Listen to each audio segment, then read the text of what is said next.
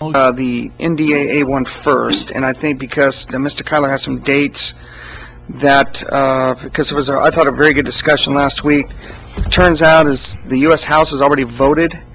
Is this correct? And now the U.S. Senate is scheduled to vote a week before, or right before Thanksgiving.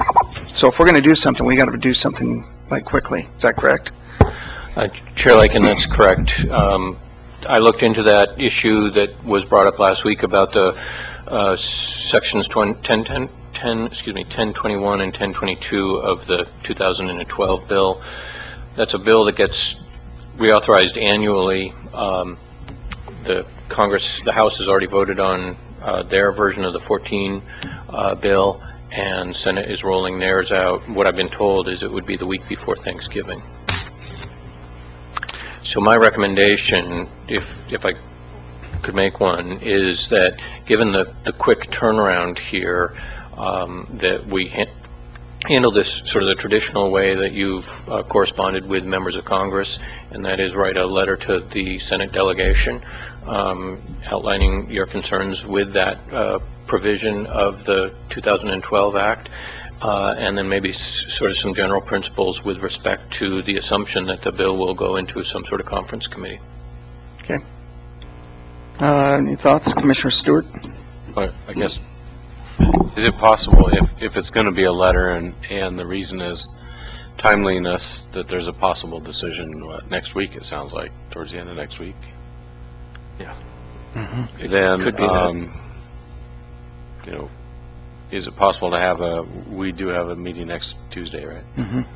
Can we have a draft letter for approval and timeliness? I still feel that, you know, if the Senate doesn't act, that maybe we consider, you know, watching it and consider, you know, a work session like we talked about before.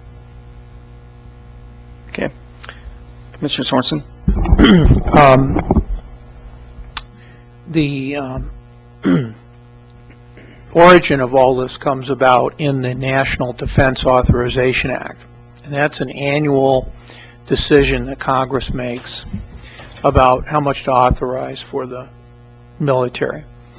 It was originally placed as an amendment to that law a number of years ago, and so it's something that expires whenever the Defense Authorization Act expires, and it is then put back into new Defense Authorization Act. So in a certain sense, there's always a deadline because it's going to be expiring and probably renewed.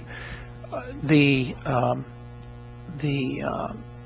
importance of what we're doing, it seems to me, is to put something beyond an individual's opposition to some of the more intrusive parts of what this law does.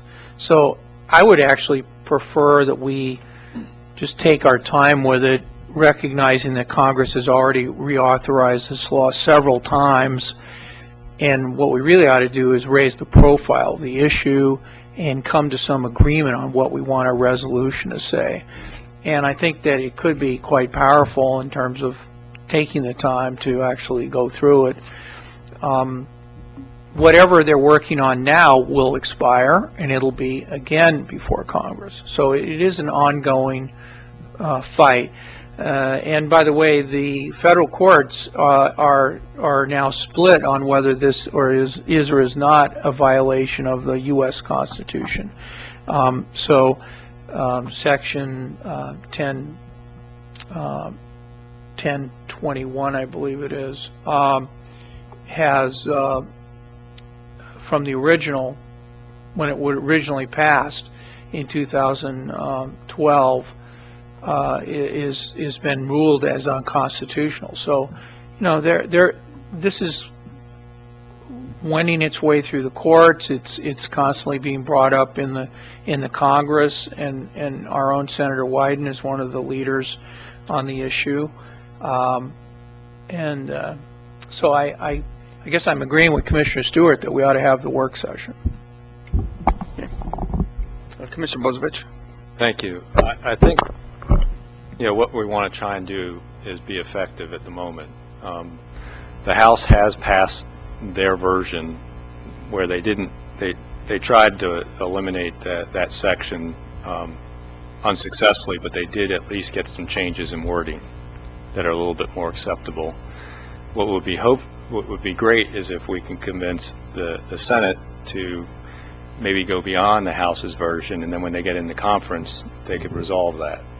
The most effective way to do that, given the timelines right now, is for us to authorize Alex to draft a letter to come back to us next week under consent calendar, possibly to approve for the chair's signature from the entire board to our entire